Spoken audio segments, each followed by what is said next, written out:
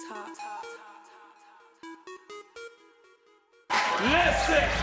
listen, listen, listen, listen.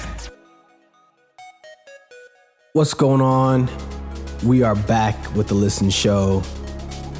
This is episode 16.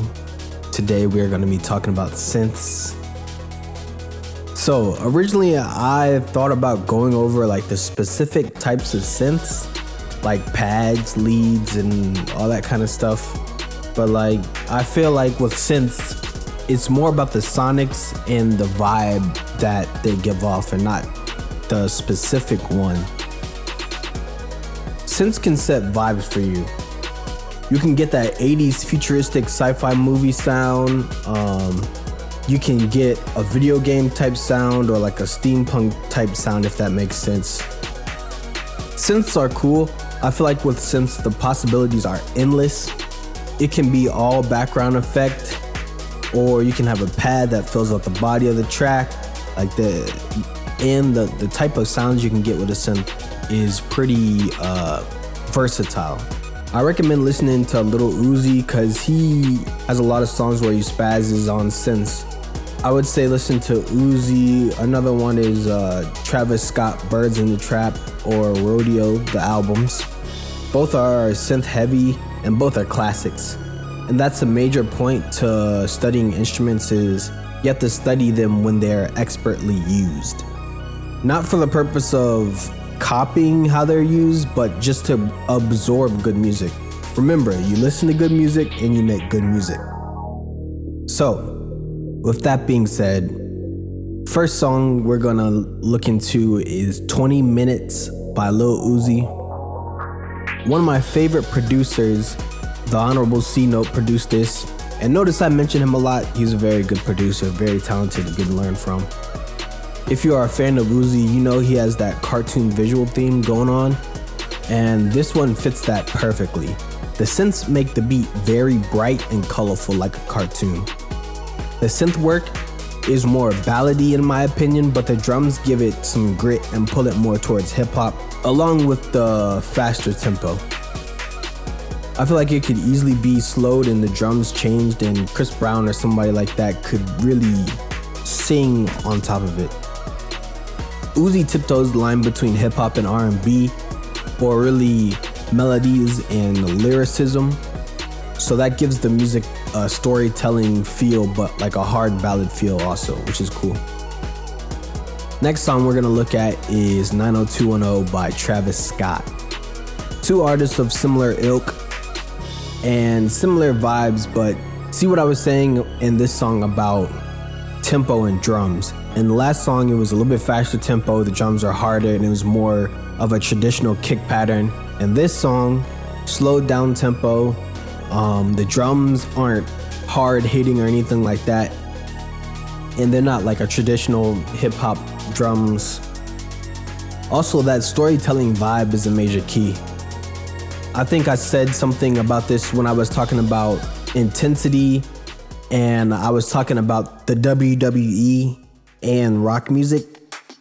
I feel like everyone loves a good storyline, and I feel like in 20 Minutes and 90210, both artists do a great job of capturing similar energy as some of those rock songs I was talking about before. These songs are in a range of like those power ballads of the hair band days in rock. They capture similar energy, but I think Travis and Uzi put a modern twist and give a more modern feeling to that hairband type, storytelling type of energy. The synth's job is to set the energy, and the artist can play off of that. In this one, the synths are a little bit more rigid in rhythm, less in your face, with the exception of the bass synths. It really sets the scenery. Like when you paint a picture of people, you don't focus on the hue of the walls or like how blue the sky is in the background, but all of that still matters. So that's what the beat does in these last two examples. Travis and Uzi are telling these stories, but the foundation is laid by the beat. So the next song we're gonna talk about is Blew My High by Chief Keef. This is a very, very lively song, very bouncy, very bright, at least in the first section. With that lead synth being slightly bent out of tune and the upright piano, it gives it a like almost like a goofy type of optimism, and not like goofy in a bad way, but like overly happy type of bounce to it. Of course, the lyrics kind of offset it, but it's still really a feel-good type of song. Then in the second section where the lead synth drops out and the piano starts playing those different chords in that line, it leans towards the ballady and more ominous, somber type of sound. The way the piano plays, it creates a lot of tension with its counter melody, and the pad under is very eerie. It doesn't really move a lot, but it does provide that body to the track. The thing to note about this one is how the synths can control the mood. Next song we're going to talk about is Childish Gambino, Algorhythm. This one is going to be quick. What I really want to point out about this one is the beeps and boops. Like, doing something as little as that can really set the tone of the track. Like, that's really what you should focus on, is kind of the ornamentation of the synths in this one. You know, it's a straightforward song, really just drums and synth bass. Then the ornamentation takes it over the top. Notice the bass and notice the ornamentation of the synths in the song.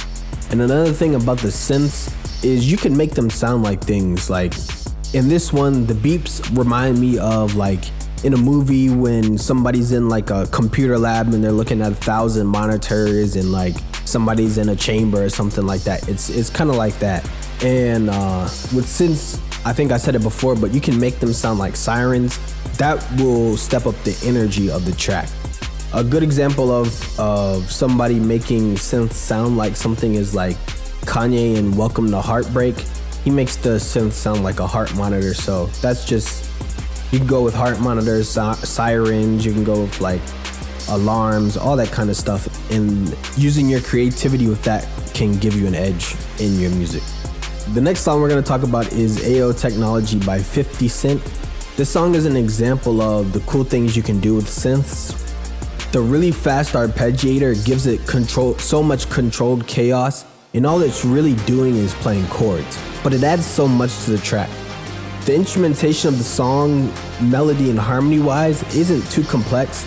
It's really just the arpeggiator and one or two pads at the beginning and a lead synth. The track feels full, and then in the chorus, the lead synth comes in and the melody it plays takes it over the top.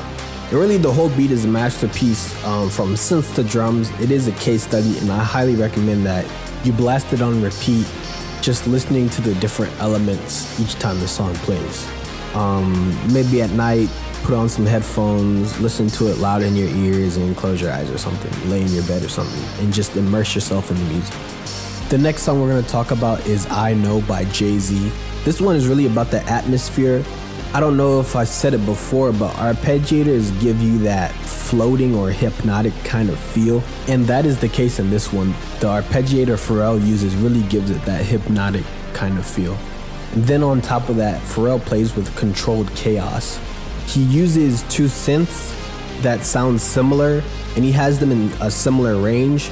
One is playing chords and the other is playing a counter melody on top, and it gives it somewhat of a clustered kind of sound, but you can still pick out the different elements when you really listen to it.